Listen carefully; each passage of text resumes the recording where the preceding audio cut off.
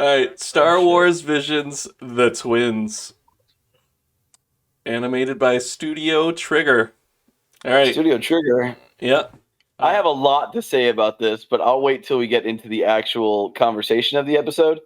I did like. I feel like it was kind of like a play on the dark side version of Luke and Leia, which I I thought was agree. very interesting. Um, Holy shit, yeah, Wes watched it. Wes Sorry, did watch shit. it. I didn't mean to interrupt Wes, you there. Wes Not only did. did Wes come to the podcast for the first time, He in just maybe a snapped in month, sobriety too. he's He was just like, watched I'm like, the actual. hey, boys. Also, He yeah. blacked So, out there for a second. that juice hit the damn, spot. huh? Holy shit! Yeah, what kind of juice did you get? delicious. I don't want to talk about it. It's my secret recipe.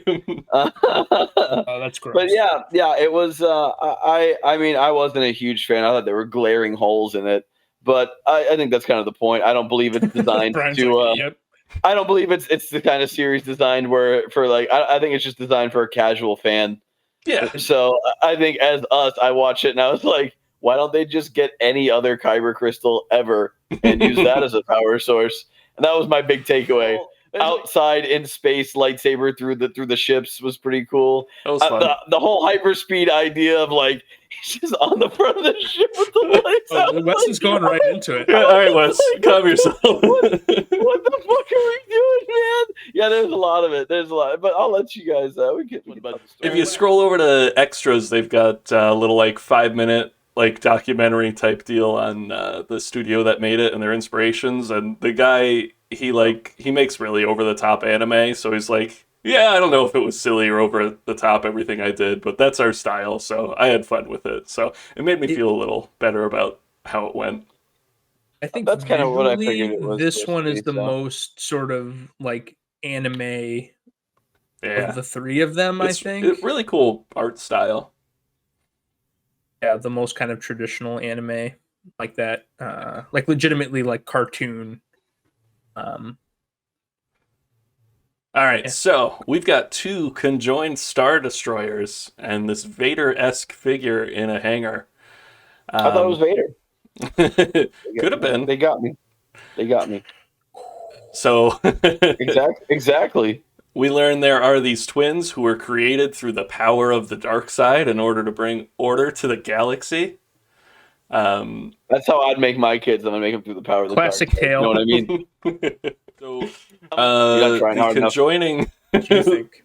the conjoining part of the ships is a Death Star-esque planet destroyer. They're calling it a hyper cannon. And they're about to test it, but the brother, Lord Kari, stole the Brother. Kyber crystal. It's Lord Am and Lord Kari. Brother. So they catch the brother who doesn't want the Republic or the Empire to have this power core.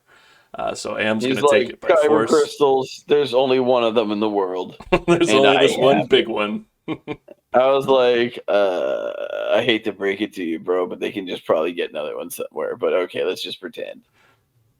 So they start fighting. Kari tries to escape in his X-Wing, but Am pops up on the Star Destroyer and kind of force pulls his ship back to the Star Destroyer, and they start fighting. I didn't like how they gave him an X-Wing because I feel like if you docked an X-Wing, everybody would be like, "What the fuck is that?" He's like, "The ship's right where I left it." I was like, I'm like, "Where the fuck you get an X-Wing from, bro?" And also like TIE fighter, TIE fighter, TIE fighter, TIE fighter, X-Wing, TIE fighter. They're like, "Yep, everything checks out." I feel like, "What the fuck is that ship? Who's here?" He's like, "No, it's just mine. Don't worry, I'm still evil." It does.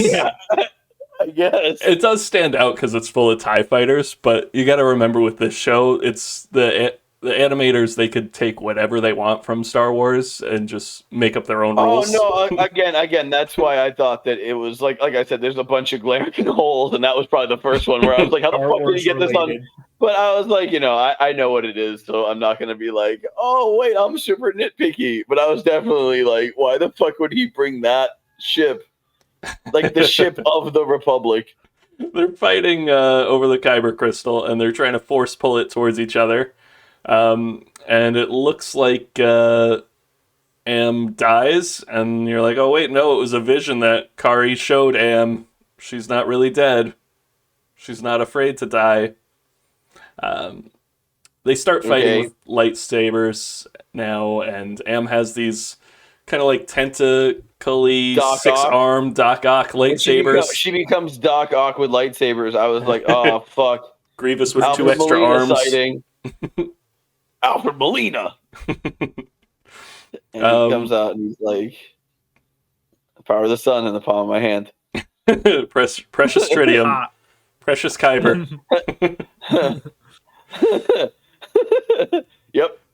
So Am, the Kyber crystal breaks, and Am takes it and puts it in her power suit, and it's now overcharged, and she's gonna die because of that. Kari wants to super hot. She's like, oh fuck, this shit's real hot. Like, oh my, it's real hot. This Kyber crystal's on fire. Oh fuck, I got sunburn. Kari, shit. Kari wants to save her, so he plugs his lightsaber into the hyperdrive and stands on the front of his X-Wing and makes his lightsaber real big and somehow cuts the Star Destroyer in half, only hits the Kyber crystal on Am's suit and blasts off into space.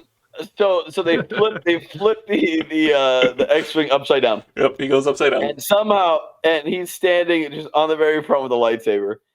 And he's like, hey, R2B7, can you be my buddy? And what should I do? Our duo. Like, our duo's like, beep, boop, beep. We're going to have to fucking hyperspeed with your lightsaber through this bitch. And he's like, I don't know if I have a hyperspeed. And he's like, I don't know if I have the power or the and R2 beep boop is like, oh, you're doing it anyway, bro. And he just holds the lightsaber. Now he's traveling on a spaceship upside down with the lightsaber. They don't have any breathing apparatuses either while they're fighting in space. I don't know. I assume they're just breathing through the power of the dark side. Rocketed something like that. Yeah, they're just using the power of the dark side. It's been done in canon before. Whatever, yeah. Princess Leia was floating around outside in space for a little bit. True. So and her insides didn't boil. Yeah, I mean, she definitely struggled for the rest of that film, but they're fine because they're not real people; they're animated. Yep. So he's got like he's on a ship. His lightsaber's upside down, which is nowhere. It doesn't matter because you're in outer space, and she blocks it with her Dark Arc arms. And I was like, "What?" I was like her Dark Arc arms. I was like, I thought that she was overcharged, getting electrocuted by this Kyber crystal, and at the last second, she's like, "Wait a minute," and I'm like, "Oh, so she does have control?" And he's like, "Nah, I'm gonna take care of it." R2 beep boop's like, switch to hyperspeed, and he does, and I'm like, I've never seen a guy stand on the outside of a ship and then go into hyperspace. But I'm pretty sure he'd be dead as fuck. But instead, he just cuts not through her like you would expect, like the entire Star Destroyer. He just lightsabers, brushes the Kyber crystal, but just like I guess only destroys the Kyber crystal. I have no idea how that worked. I was like, time to die, bitch, because he cut through the entire Star Destroyer. But she's like, not my Kyber crystal pouch. Yeah, and then. I'm like, oh, so he sacrificed himself because he literally was outside of a ship that drove into hyperspace, and he's on Tatooine like, I'm good. She's out there somewhere. I wonder where my sister is. Yeah, Jawas are just hanging out like, Lutini! And he's like, oh, I can feel her presence out there. Everything's great. I was like, how are you living? My sister. I was like, bro, how are you living? You still on the outside of a ship. I was like, bro, you've been on the outside of a ship that just went into hyperspace, and you were just standing there with a lightsaber. I was like, oh, he's dead as shit. I'm like, wow, sacrificed himself. Nope. He's just like, oh, everything's cool. I'm gonna hang out with Jawas, Utini. And yeah, it was Otani. End of the episode. Otani. So end of the episode. There were like, wow, what did I just watch? There were cool parts about it. Like parts of the fight were cool. I like the implication. I like the implication of what if Darth Vader got custody of his kids. Because of the implication. Because of the implication. Because of the implications, boys. What if It was Darth very Vader got anime. custody I of his will. I sons? will say that. Yeah. Over It the top wasn't action. as There's not a anime lot as of I like thought it would be.